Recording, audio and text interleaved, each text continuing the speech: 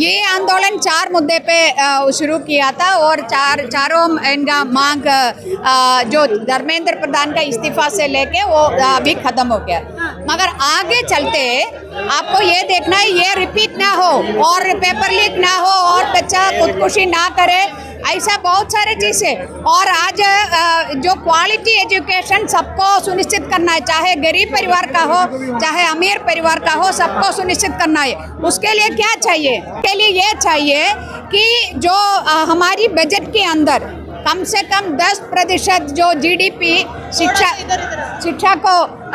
शिक्षा के लिए ईयरमार्क करना चाहिए, ताकि टीचर होगा, स्कूल होगा, क्लास होगा, ये तमाम चीज़ें तमाम बच्चे को मिलेगा। ऐसा नहीं है अमीर बच्चे को अच्छा शिक्षा और गरीब बच्चे को बुरी शिक्षा, ऐसा नहीं है। तमाम सबको क्वालिटी एजुकेशन मिलना चाहिए। मैम यहाँ तो दोहरी राजनीति अपनाई जाती है, अपने बच्चे विदेश पढ़ते हैं, नेताओं के बच्चे। इसलिए मैं बोले जब ये मुद्दे का हल होना है तो अगला जो आंदोलन इसका ऊपर होना चाहिए, यही हमारा सोच। लेकिन अब तमाम लोग कह रहे हैं कि प्रधानमंत्री जी का भी इस्तीफा होना चाहिए, इसको कैसे देखें? तो वो अलग बात है। मैं शिक्षा के बारे में प्रधानमंत्री भी इतना दिन क्यों चुप रहा, इतना लोगों को मारपीट क्यों किया है, तो ये तमाम चीज़ें। और ऐसा क्यों हो गया है कि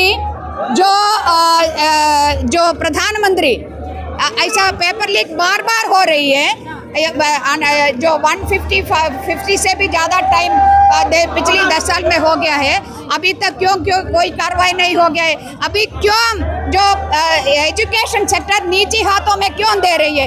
अभी स्कूल है क्यों बंद कर रही है? जो गांव के अंदर जो स्कूल है प्राइमरी स्कूल से, उसको क्यों बंद कर रही है? ये तमाम चीज़ें प्रधानमंत्री इसलिए इसको लेके उसको जवाबदेही है, तो वो अभी इधर सत्ता पे बैठने में कोई मतलब नहीं होती है। दिल्ली पुलिस लगातार लाठीचार्ज की, आंसू गैस के गोले दागी, अब क्या कुछ लग रहा है कि आगे क्या होगा?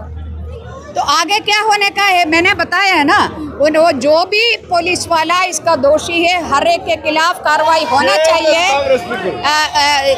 होना चाहिए। मगर ये तमाम चीज़ें जो मैंने बोले ना, पेपर लीक, ये जो कोचिंग जो सेंटर और ट्यूशन सेंटर, ये कब से शुरू हो गया है इधर? वो क्यों है इस देश के अंदर? क्योंकि एजुकेशन सिस्टम और जो पढ़ाई ठीक से नहीं हो रहे। पढ़ाई क्यों ठीक से नहीं हो रहे? क्योंकि पर्याप्त संख्या में टीचर नहीं है, क्लास नहीं है, कोई लैब नहीं है और लाइब्रेरी नहीं है, ये तमाम चीज़ें। तो कौन इसका जिम्मेदार है? सरकार है। तो इसलिए बोले कि बजट के अंदर 10% जीडीपी का ईयरमार्क नहीं होगा तो ये जो पेपर लीक माफिया, जो कोचिंग माफिया, ट्यूशन माफिया, ये चलते जाएगी और ऐसा रिपीट करेगा। तो अगला जो संघर्ष इसको लेके होना चाहिए 10% जीडीपी का शिक्षा के। मैम 2014 से लेके अब तक किसी का इस्तीफा नहीं हुआ था मंत्री का, अब रिकॉर्ड टूटा है, इसको कैसे देख रही हैं? तो ये रिकॉर्ड के रूप में मैं नहीं देख रहे। ये जनवाद के अंदर, डेमोक्रेसी के अंदर अकाउंटेबिलिटी, जवाबदेही एक मुख्य बात है। इस देश की नौजवान और छात्राएं वो सुनिश्चित किया है, हमारी डेमोक्रेसी को स्ट्रेंथन किया है ये जो धर्मेंद्र प्रधान के इस्तीफा के माध्यम से। के लिए ये चाहिए कि जो हमारी बजट के अंदर कम से कम 10% जो जीडीपी शिक्षा के लिए ईयरमार्क करना चाहिए, ताकि टीचर होगा, स्कूल होगा, क्लास होगा, ये तमाम चीज़ें तमाम बच्चे को मिलेगा। ऐसा नहीं है अमीर बच्चे को अच्छा शिक्षा और गरीब बच्चे को बुरी शिक्षा, ऐसा नहीं है। तमाम सबको क्वालिटी एजुकेशन मिलना चाहिए। मैम यहाँ तो दोहरी राजनीति अपनाई जाती है, अपने बच्चे विदेश पढ़ते हैं, नेताओं के बच्चे। इसलिए मैं बोले जब ये मुद्दे का हल होना है तो अगला जो आंदोलन इसका ऊपर होना चाहिए, यही हमारा सोच। लेकिन अब तमाम लोग कह रहे हैं कि प्रधानमंत्री जी का भी इस्तीफा होना चाहिए, इसको कैसे देखें? तो वो अलग बात है। मैं शिक्षा के बारे में प्रधानमंत्री भी इतना दिन क्यों चुप रहा, इतना लोगों को मारपीट क्यों किया है, तो ये तमाम चीज़ें। और ऐसा क्यों हो गया है कि जो प्रधानमंत्री ऐसा पेपर लीक बार हो रही है, जो 150 से भी ज़्यादा टाइम पिछले 10 साल में हो गया है, अभी तक क्यों कोई कार्रवाई नहीं हो गया है? अभी क्यों जो एजुकेशन सेक्टर निजी हाथों में क्यों दे रही है, अभी स्कूलें क्यों बंद कर रही है, जो गांव के अंदर जो स्कूल है प्राइमरी स्कूल से उसको क्यों बंद कर रही है, ये तमाम चीज़ें प्रधानमंत्री इसलिए इसको लेके उसको जवाबदेही है। तो वो अभी इधर सत्ता पे बैठने में कोई मतलब नहीं होती है।